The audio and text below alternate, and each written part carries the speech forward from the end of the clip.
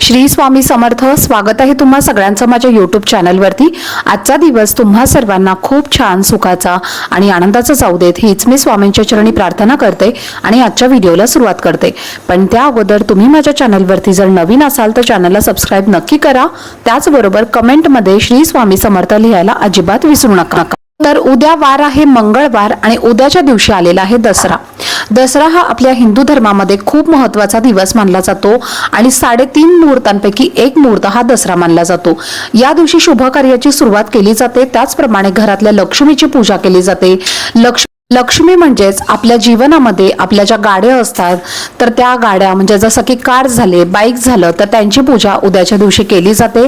त्याचप्रमाणे शेतीची पूजा केली जाते। जे शेतकरी असतात तर ते शेतीची पूजा करत असतात। शेतीची अवजारे जे असतात तर त्यांची पूजा होत असते, त्या शस्त्रांची पूजा होत असते। त्याचप्रमाणे जर एखादा व्यवसाय असेल तर व्यवसायातून जे पैसे येत असतात तर त्या पैशातून आपलं घर चालत असतं। आपल्या घरातला सर्व खर्च आपण त्यातनं करत असतो। तर त्यामुळे आपल्या व्यवसायातली जी काही अवजारे असतात किंवा जी काही शस्त्र असतात तर त्यांची पूजा ही केली जाते। आता जसं की बघा, मी जॉब करते तर जॉबमध्ये मी माझ्या जॉबसाठी मला लॅपटॉप लागतो तर लॅपटॉपची पूजा ही मी करते।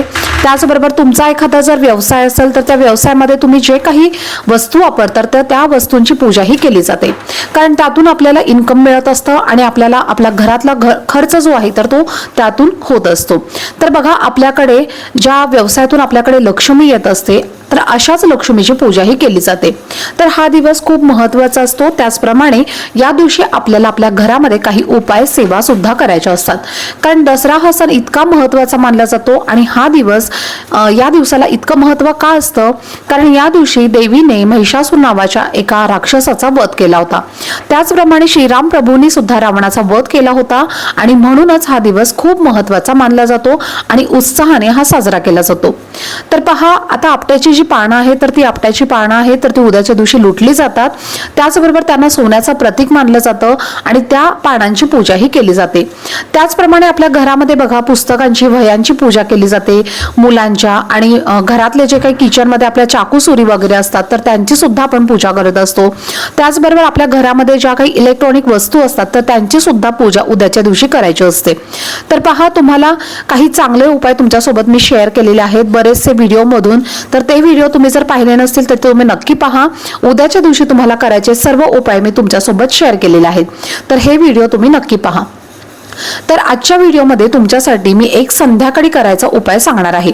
हा उपाय तुम्हाला उद्या संध्याकाळी करायचा आहे। हा उपाय तर पहा, संध्याकाळच्या वेळेला दिवे लागण्याची जी वेळ असते तर त्या वेळेला तुमच्या घरामध्ये तुम्हाला हा उपाय करायचा आहे। संध्याकाळी कापुरासोबत ही वस्तू तुम्हाला तुमच्या घरामध्ये जाळायची आहे आणि ही वस्तू जर तुम्ही जाळली तर तुमच्या घरातील जी काही नजरबाधा असेल, नकारात्मक शक्ती असतील, वादविवाद असतील किंवा कटकटी भांडणं असेल, काही वास्तुदोष असतील, पितृदोष असतील तर ते सर्व काही यामुळे दूर होतील। त्याचप्रमाणे घरामध्ये अखंड लक्ष्मीची कृपा राहील। 7 पिढ्यांचं जे काही तुमचं दारिद्र्य आहे तर ते सुद्धा नष्ट होईल। त्याचप्रमाणे घराची, मुलांची, पतीची अगदी भरभरून प्रगती होईल। असा हा उपाय तुमच्यासोबत मी आजच्या व्हिडिओमध्ये शेअर करणार आहे। त्यामुळे व्हिडिओ स्किप न करता शेवटपर्यंत नक्की पहा, जेणेकरून तुमच्यापर्यंत योग्य ती माहिती पोहोचेल। तर पहा, बऱ्याच वेळेला काय होतं की आपल्या घरामध्ये भरपूर प्रमाणामध्ये आपले जे मित्र असतील, मैत्रिणी असतील तर ते येत असतात, काही नातेवाईक सुद्धा येत असतात आणि घरामध्ये येऊन ते वाईट बोलत असतात किंवा घरामध्ये जे लोक येत असतात, वाईट लोक येत असतात किंवा जे आपल्या तोंडावरती चांगलं बोलतात पण मागे जाऊन आपल्याबद्दलच वाईट बोलत असतात आणि त्यामुळे आपल्या घरामध्ये दोष हे निर्माण होत असतात। नजर दोष असतील तर किंवा वाईट शक्ती ज्या असतील तर त्या निर्माण होत असतात।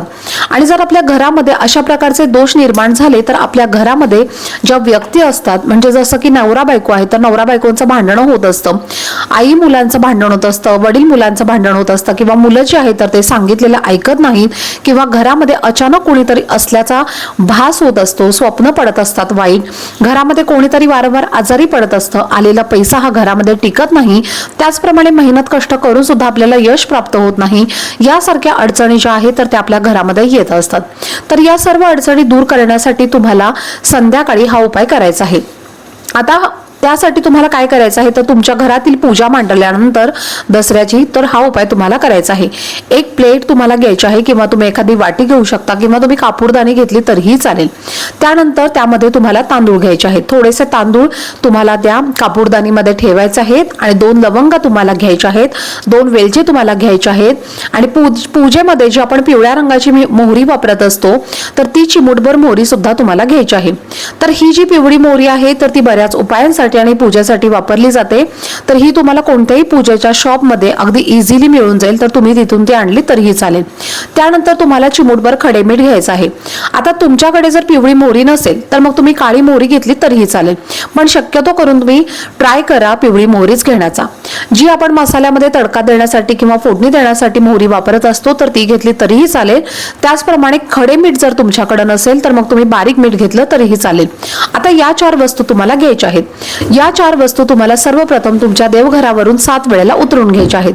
त्यानंतर तुमच्या घरातल्या प्रत्येक व्यक्तीवरनं तुम्हाला 1 वेळेला ही वस्तू जी आहे तर ती उतरवून घ्यायची आहे। त्यानंतर घरातल्या सर्व भिंतींच्या कोपऱ्यांना तुम्हाला टच करून घ्यायच्या आहेत। घरातल्या ज्या मोठ्या वस्तू असतात तर तुमचं कपाट असेल किंवा तुमच्या किचन मधल्या ट्रॉलीज असतील किंवा तिथलं कपाट असेल तर तिथे सुद्धा तुम्हाला टच करून घ्यायचं आहे। त्यानंतर तुम्हाला काय करायचं आहे, याच्या वस्तू आहेत म्हणजे आपण ज्या प्लेटमध्ये घेतलेल्या आहेत तर त्यामध्ये थोडेसे तांदूळ जे आहेत तर ते तुम्हाला टाकायचे आहे। त्यावरती तुम्हाला 11 कापराच्या वड्या ठेवायच्या आहेत।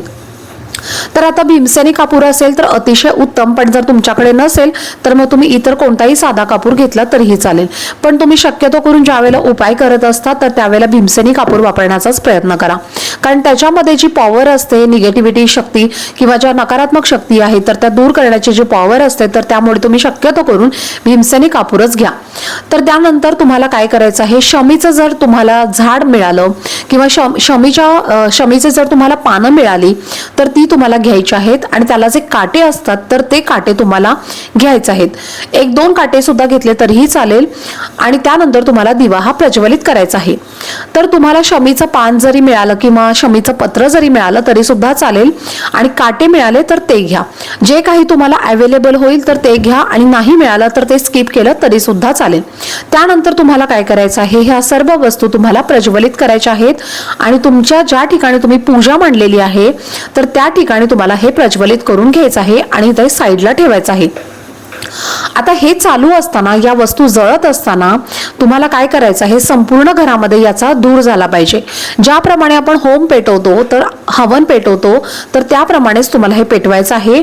प्लेटमध्ये तुमचे हे पेटत असताना घरातल्या सर्व सदस्यांनी तुमच्या घरामध्ये देवघरामध्ये येऊन सर्व देवदेवतांना नमस्कार करायचा आहे, लक्ष्मीची पूजा करायची आहे, तुमच्या गुरूंची पूजा करायची आहे, म्हणजे श्री स्वामी समर्थांची सुद्धा तुम्हाला पूजा करायची आहे, कुलदेवीची तुम्हाला पूजा करायची आहे। छान आपट्याची पानं वगैरे प्रत्येक देवी देवतांसमोर तुम्हाला ठेवायचं आहे, हळदी कुंकू तुम्हाला लावायचं आहे आणि प्रत्येकाने घरातल्या सदस्यांनी आपल्या देवांचं दर्शन घ्यायचं आहे आणि तुमच्या घरामध्ये लक्ष्मीला प्रसन्न करण्यासाठी तुम्हाला माता लक्ष्मीला प्रार्थना करायची आहे। आणि हे सर्व पूजा करत असताना तुम्हाला तुमच्या घराचा मुख्य दरवाजा जो आहे तर तो तुम्हाला उघडा ठेवायचा आहे।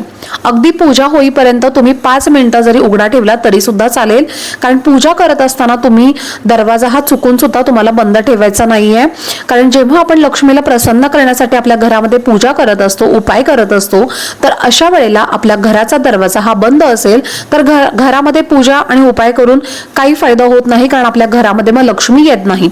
आणि त्यामुळेच तुम्हाला तुमच्या घरातली पूजा करत असताना, उपाय करत असताना तुम्हाला तुमच्या घराचा मुख्य दरवाजा हा उघडा ठेवायचा आहे आणि त्यानंतर पूजा झाली की तुम्ही हा दरवाजा बंद केला तरीही चालेल, किंवा हा कापूर जो आहे तर तो विजला त्याच्यानंतर तुम्ही दरवाजा बंद केला तरीही चालेल।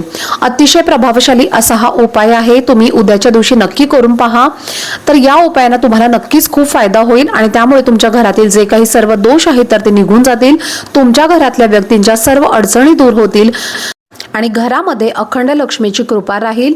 आता पहा, हे प्रज्वलित केल्यानंतर 11 कापरांच्या वड्यासोबत जेवढं जळेल तेवढं त्या वस्तू तुम्हाला जळू द्यायच्या आहेत। पूर्ण जळण्यासाठी तुम्हाला एक्स्ट्रा कापूर वगैरे टाकण्याची अजिबात गरज नाही आहे। त्यानंतर ही प्लेट तुम्हाला रात्रभर तिथेच ठेवायची आहे। सकाळी उठल्यानंतर यामधल्या ज्या वस्तू आहेत जळालेल्या तर त्या तुम्हाला निर्माल्यामध्ये वगैरे टाकून द्यायच्या आहेत किंवा तुम्ही एखाद्या झाडाखाली टाकल्या तरीही चालतील। तर अशा पद्धतीने तुम्हाला हा उद्याच्या दिवशी नक्की आवर्जून हा उपाय करायचा आहे।